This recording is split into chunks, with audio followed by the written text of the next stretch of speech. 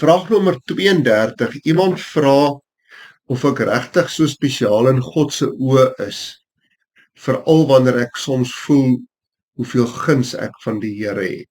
Wel, om jou vraag te antwoord, wil ek hê ons moet kyk na die Bybel. In Psalm 16 gee Dawid 'n baie mooi beskrywing van hoe spesiaal hy in God se oë gevoel het. Ek gaan 'n paar frasetjies uithaal net om vir jou te wys hoe spesiaal jy eintlik in God se oë is. Kyk na vers 5, daar staan: Here, my erfdeel, my beker, U bepaal my lot. Dis die 2020 vertaling. Dan staan daar in vers 6, ja, my erfenis is vir my mooi.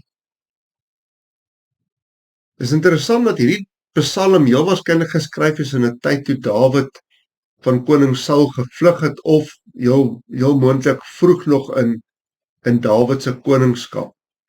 So dit maak amper nie sin om te dink dat hy sulke mooi goed van homself dink terwyl hy fisies vir sy lewe gevlug het en waarskynlik op baie stadium finansiëel nog nie so voorspoedig was soos later in sy koningskap nie. Jy sien, God het vir ons ook in gedagte dat ons materieel en fisies dat dit met ons goed sal gaan. En daarmee bedoel ek glad nie dat materiële en fisiese voorspoed die maatstaf is van hoe dat ons verhouding met God is, soos wat mense in voorspoedsteologie leer, dat almal wat Christen is, almal wat kinders van die Here is, met hulle moet dit finansiële materieel voorspoedig gaan nie. Hier staan: die meetsnoere het vir my in lieflike plekke geval. Dis vers 6.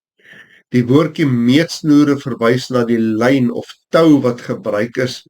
Wanneer iemand 'n stuk grond gekoop het, het hulle 'n meetsnoer gevat, 'n stuk tou, en dan het hulle die stuk grond met daai tou gaan afmeet om te kyk hoe groot die grond is wat die persoon gekoop het.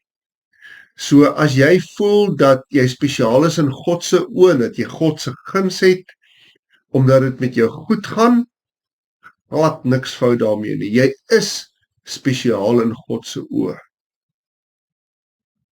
Kyk bietjie wat sê vers 8. Ek hou die Here altyd voor oë, omdat hy aan my regterkant is, sal ek nie struikel nie.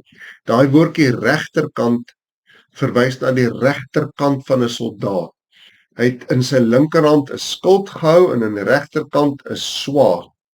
Hy kon met sy linkerhand die vyand afweer, en dit het baie keer veroorsaak dat sy regterkant onbeskermd is. En nou skryf Dawid, hy sê dat die Here aan my regterkant is. Met ander woorde, God kom staan vir jou in die gap, die kante van jou wat nie beskerm is nie. Selfs daar neem hy posisie in om seker te maak dat jy beskerm is.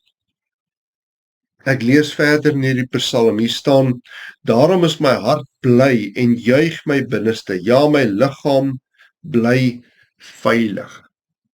Ek onthou so in 2019, ek was toe amper 52 jaar oud, het hierdie vrees, hierdie onsekerheid by my ontstaan dat ek dalk nie ouer gaan word as 52 nie.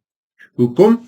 Want my pa is oorlede op 52 en in daai jaar het ek gebid en gevra: Here, gee vir my belofte. En toe gee die Here vir my hierdie skrif, ook in Psalm 118 waar daar staan: ek gee vir jou 'n lang lewe. Jy sien, God stel ook belang in ons gesondheid.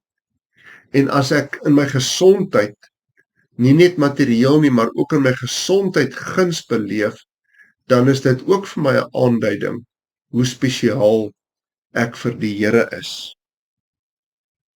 Vers 10 sê: want U sal my lewe nie aan die doderyk oorlewer nie. U sal nie toelaat dat U getroue volgeling die graf sien nie. U wys my die pad van die lewe, oorvloedige vreugde in U teenwoordigheid, lieflikhede in U regterhand vir altyd. Dis duidelik dat Dawid besef het hoe spesiaal hy vir die Here is. Is ek en jy spesiaal vir die Here? Het ons die guns van die Here? Ja, verseker, wanneer dit met ons goed gaan, ook wanneer dit ons sleg gaan. Ons voorspoed, materieel en selfs gesondheid gewys, is nie bepalend of ons spesiaal vir die Here is nie. God is goed vir ons, of dit goed gaan of sleg gaan.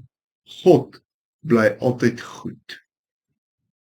En Vader, dankie vir u voorspoed, dankie vir u goedheid, dankie vir u guns, materieel, finansiëel, gesondheid gewys, op elke terrein in ons lewe.